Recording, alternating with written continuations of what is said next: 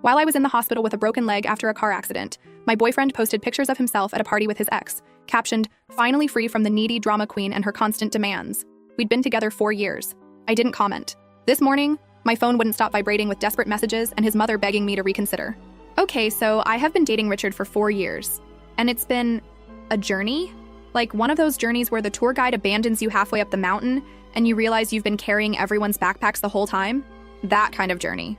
We met when I volunteered at this community garden restoration project that my company was sponsoring. I was assigned to the compost team, and Richard was the team leader who called himself the Compost King, unironically, y'all. Despite this red flags, I found his enthusiasm for rotting vegetables endearing.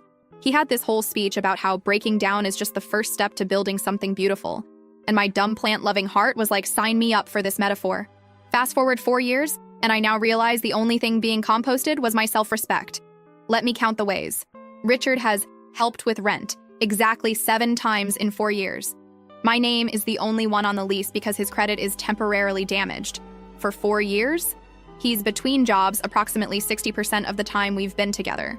When he does have money, it goes to his gaming setup, his clothing, or going out with the boys. He's asked to borrow my car more times than he's asked how my day was, but your girl was in love, so I made excuses for him. He was finding himself and had potential and all that garbage we tell ourselves when we're dating a man-child. So last week, I got into a pretty bad car accident.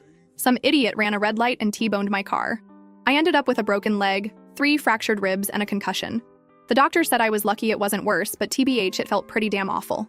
Richard visited me in the hospital once, for 20 minutes. He said hospitals give him anxiety, and he needed to process this trauma in his own way. The trauma. That happened. To me. Not to make it about me or anything, but I was the one with metal pins in my leg. My best friend Anastasia stayed with me, though.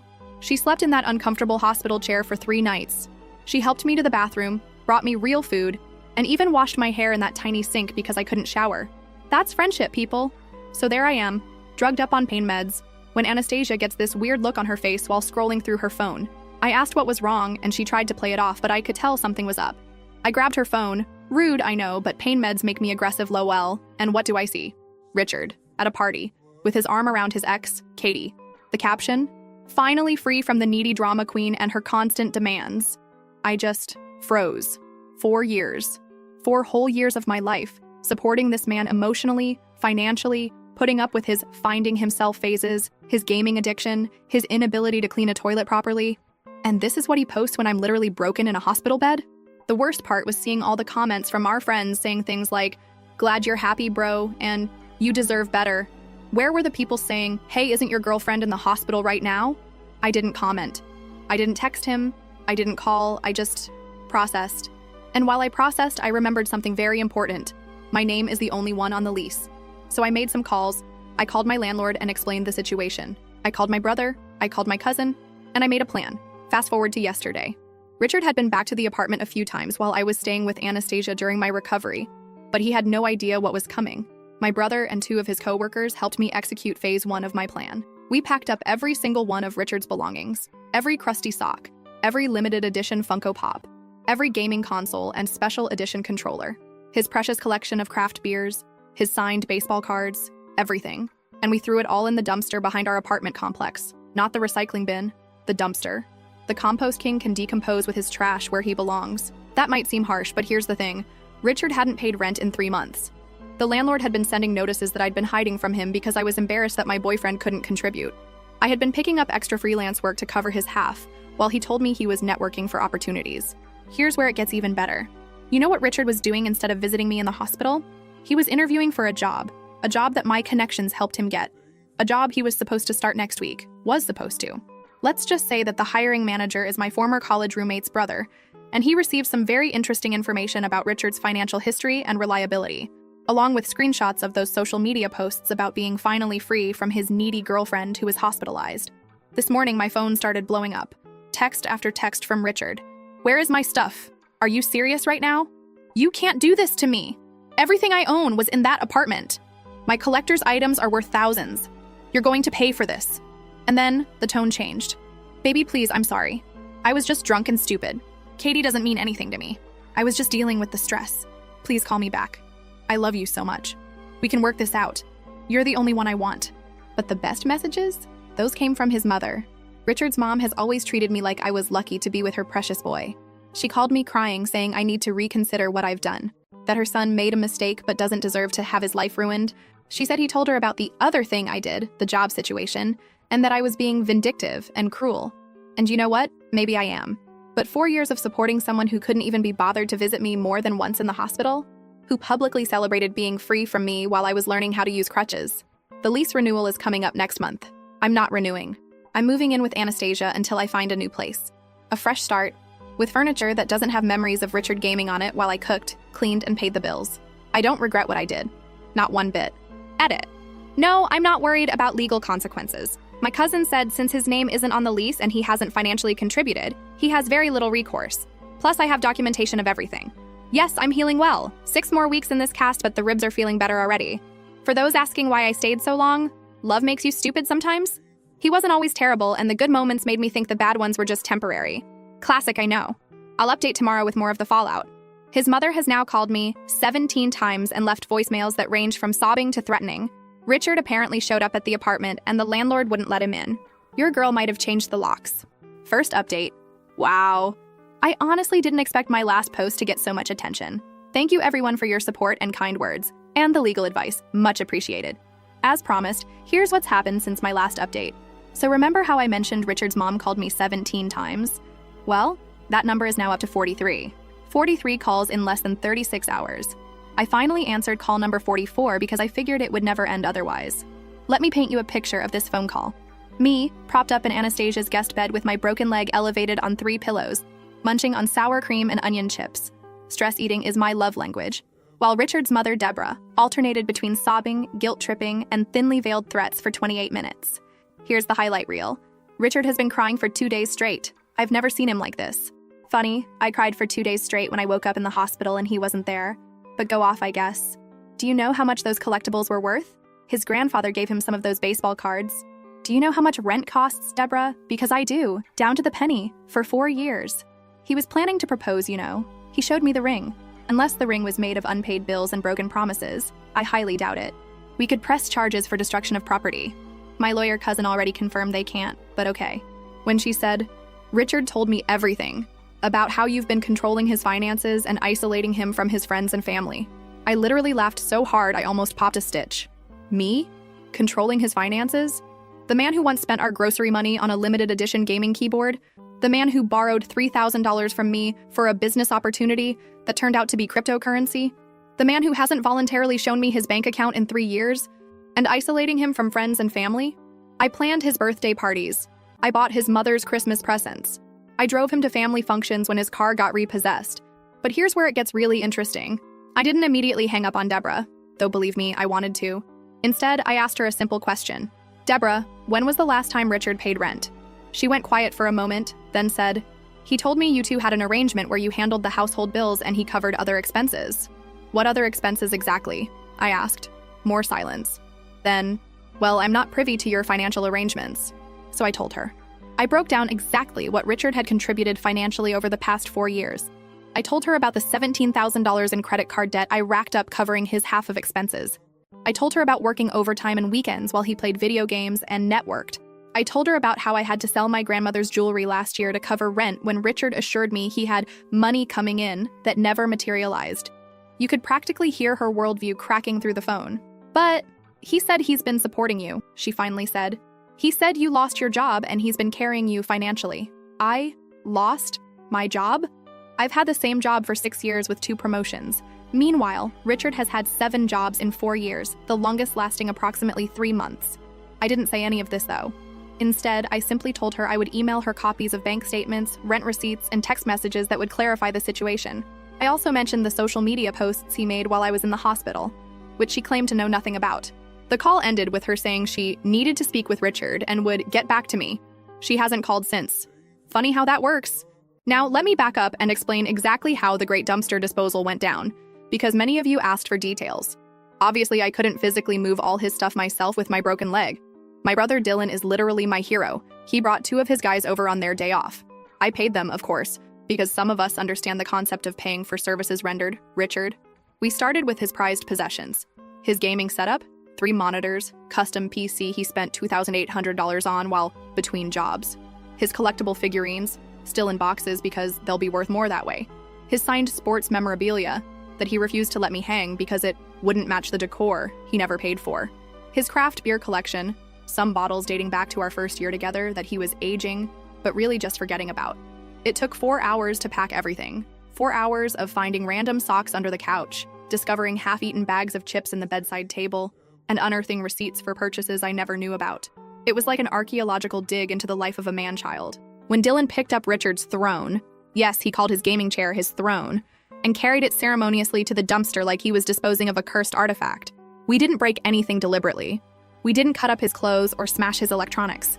We simply relocated them to their rightful home, among the rest of the garbage. I did keep one box of potentially important items: his birth certificate, social security card, a few family photos, and a folder of medical records. Those are with the landlord, who is 100% on my side after I showed him the social media posts and explained the situation. He even helped me change the locks. Speaking of the landlord, he told me Richard showed up twice yesterday demanding to be let in. The second time he threatened to call the police, but mysteriously disappeared when the landlord said, "Great idea. Let's call them together and explain how you haven't paid rent in months." Funny how cockroaches scatter when you turn on the lights, isn't it? Now about the other thing I did. Remember how I mentioned Richard was starting a new job? A job my network helped him get? It's with a financial services company. He would have been handling client accounts and financial planning. The problem? Richard can't even plan his own finances. This is a man who once overdrafted his account buying a video game, then overdrafted it again the next day buying another video game because he forgot about the first overdraft. So I reached out to my friend's brother and simply shared some concerning information. Screenshots of Richard's social media posts, unprofessional, his rental payment history, non-existent, and some choice text messages where he bragged about working the system to avoid paying bills. Was this petty? Maybe, but consider this. Would you want someone handling your retirement account who can't even remember to pay his electric bill? I didn't lie. I didn't exaggerate. I simply provided factual information about his character and financial responsibility. What they did with that information was their decision. Spoiler alert, they rescinded the job offer. Which brings us to today's developments. Richard has graduated from angry texts to sad emails. Long, sad emails about how he's been reflecting and realizes his mistakes and wants to make things right. He claims the posts with Katie were just for show and that they're just friends, and he was acting out because he was scared of losing me after the accident. According to these emails, he's a changed man. He's seen the error of his ways. He's ready to commit and contribute and be a real partner. It only took a car accident that nearly killed me, 4 years of financial exploitation, public humiliation on social media, losing all his possessions, having his job offer rescinded, being exposed to his mother. What a bargain price for personal growth. Richard's roommate from college, Remy, reached out to me. Apparently, Richard has been staying on his couch and crying a lot while also planning to win me back. Remy wanted to warn me that Richard has been talking about some grand gesture to prove his love. I thanked Remy for the heads up and asked him to let me know if Richard mentions anything concerning. Remy agreed and also apologized for not seeing what kind of person Richard really was. Turns out Richard owes Remy money too. I am shocked. Shocked, I tell you. I'm honestly just tired. Physically from the accident, emotionally from all this drama. But I'm also feeling something I haven't felt in a long time. Relief. It's like I've been carrying a heavy backpack for years and suddenly it's gone.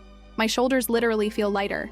Tomorrow I have a follow-up appointment for my leg, and then Anastasia and I are going apartment hunting online. My lease ends in 30 days, and I cannot wait to start fresh. Thanks for listening to this marathon update. I'll post again if anything major happens, especially if Richard attempts his grand gesture.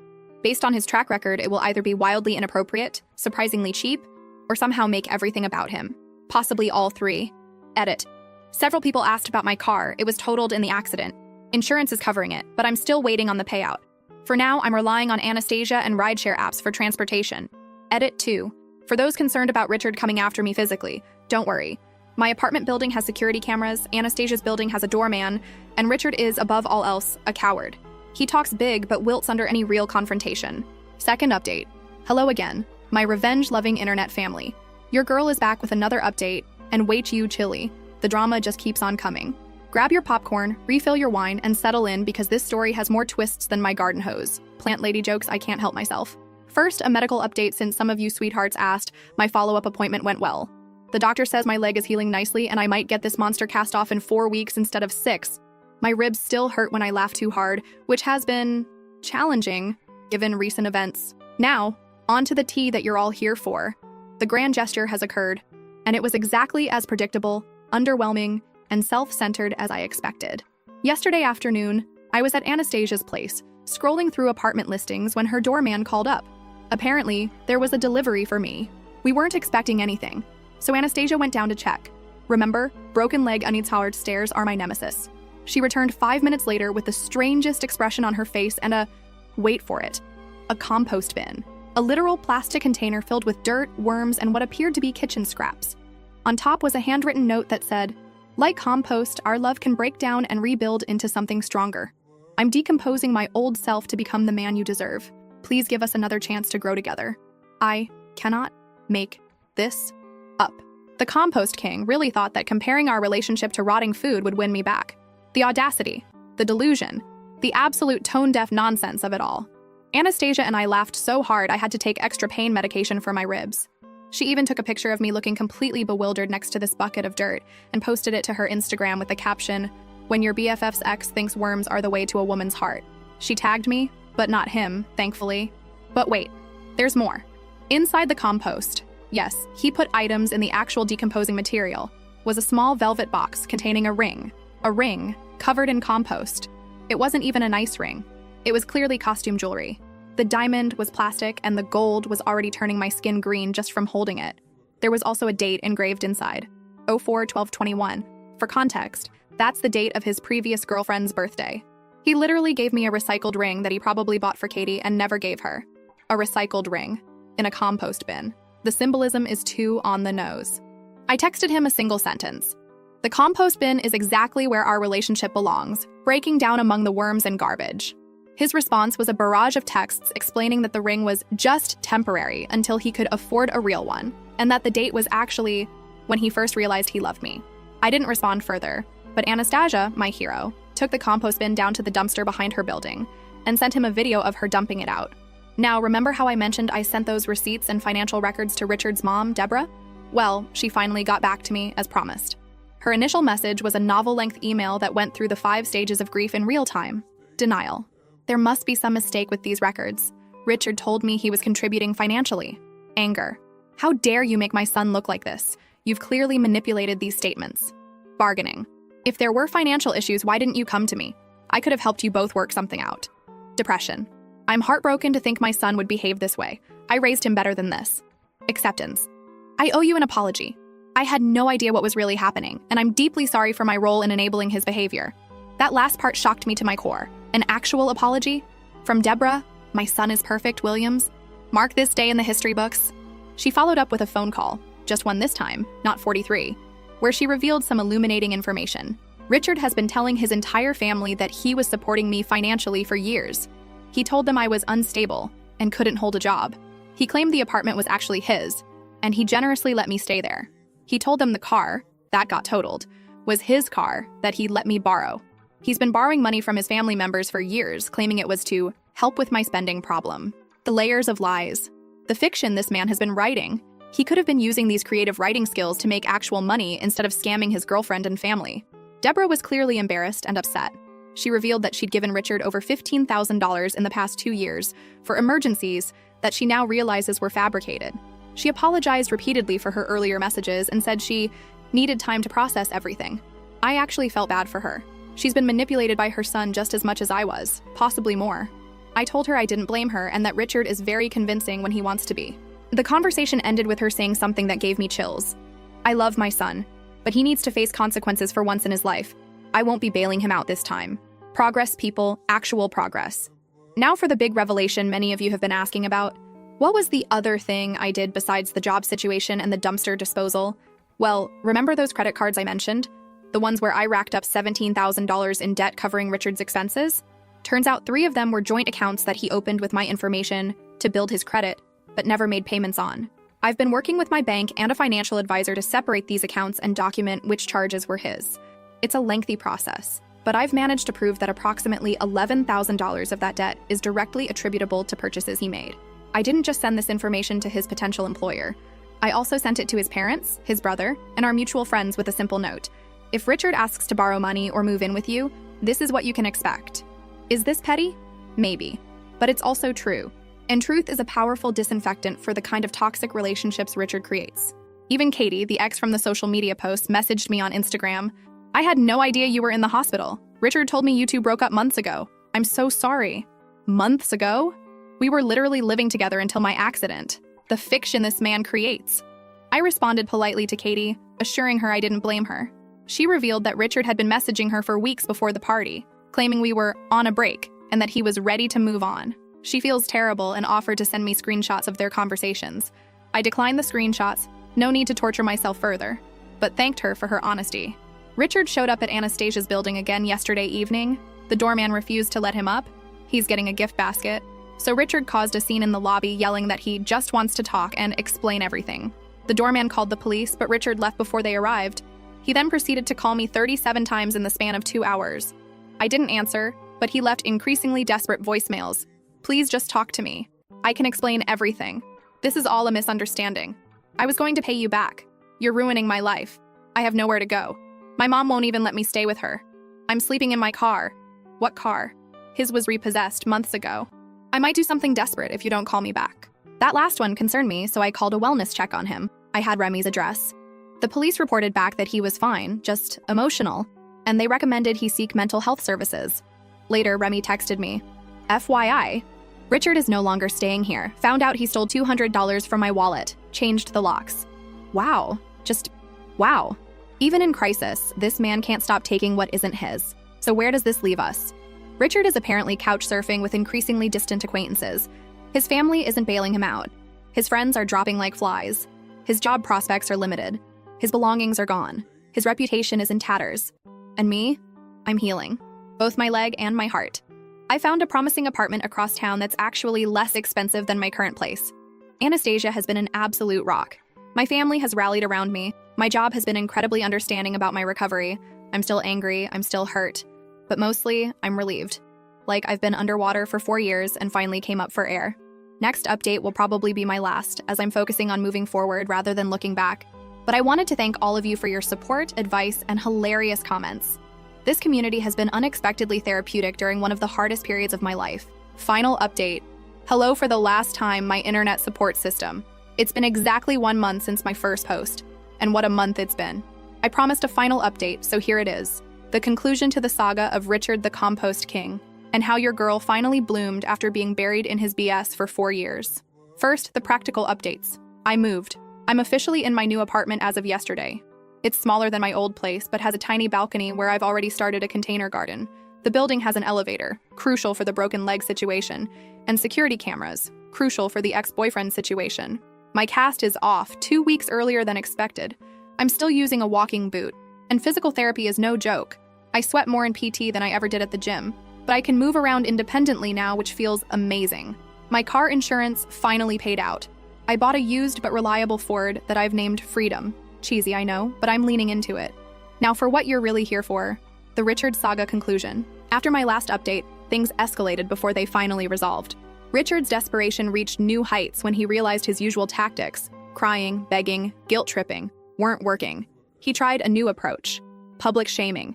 He created a GoFundMe titled Homeless After Girlfriend's Revenge, where he spun a completely fictional tale about how I stole his money and threw away family heirlooms after a minor argument. He included pictures of himself looking sad on what was clearly Remy's couch before Remy kicked him out, and claimed he needed $5,000 to get back on his feet. The fundraiser lasted exactly 6 hours before it was taken down. Why? Because Anastasia, my brother Dylan, and at least a dozen of our mutual friends reported it for fraud. Plus, several people commented with links to my Reddit posts, which I had never shared with Richard.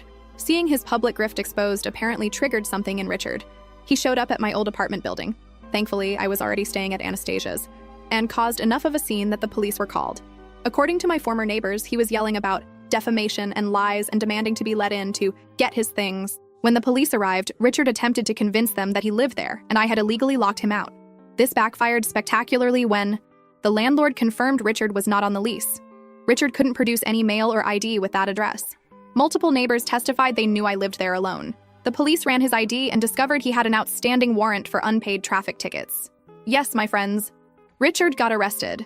Not for the scene he was causing, but for the $200 in unpaid tickets he'd accumulated over the past 2 years. Tickets I had no idea existed because he'd been hiding the mail. He spent 2 nights in jail before his brother, not his mother, interestingly, bailed him out. According to mutual friends, this experience was apparently the wake-up call Richard needed. He's since moved in with his brother, who is making him pay rent, started working at his brother's company, stopped contacting me entirely. That last one is the most significant development. After weeks of constant calls, texts, emails, and dramatic gestures, the silence was sudden and absolute. No more 3 a.m. voicemails, no more essay-length emails about how he's changed, no more compost-based metaphors about our relationship. At first, I was suspicious. Was this some new tactic? Was he planning something bigger? But according to his brother, who reached out to check on me, surprisingly, Richard is genuinely trying to get his life together, and part of that process is leaving the past behind.